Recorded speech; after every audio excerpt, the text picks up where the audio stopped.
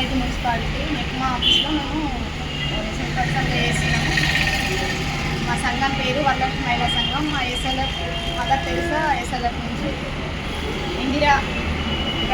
ఈ ప్రభుత్వము ఇందిరా మహిళా శక్తి క్యాంటీన్లు కానీ ఓపెన్ చేయమని చెప్తే మా సంఘం సెలెక్ట్ అయింది. దాంట్లో బ్యాంకు నుండి 20 లక్షల లోన్ తీసుకున్నాము. తీసుకొని 10 మెంబర్స్ మేము 20 lakhs ఆ క్యాంటీన్కే ఉపయోగించుకొని క్యాంటీన్ ఓపెనింగ్ చేసుకున్నాము.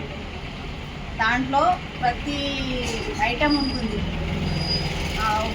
ఏంటి నా ఫుడ్ స్నాక్స్తో స్టార్ట్ చేసి పొద్దున టిఫిన్తో స్టార్ట్ చేసి ఈవినింగ్ స్నాక్స్ దాకా మొత్తం మేము 10 మెంబర్స్ కలిసి చేసుకుంటున్నాము. ఇది గవర్నమెంట్ ఇచ్చిన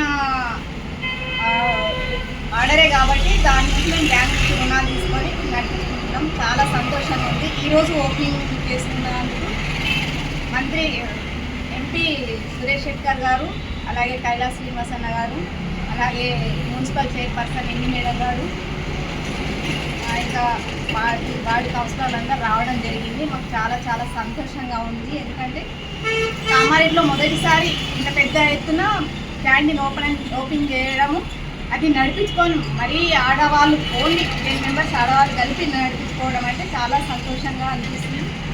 మాకు కూడా చాలా సంతోషంగా ఉంది. ఇట్లాంటి అవకాశాలు అందరికీ ఇవ్వాలని ఈ ఉన్న గవర్నమెంట్ని ప్రతి రేవంత్ రెడ్డి అన్న గారిని కోరుకుంటున్నాం.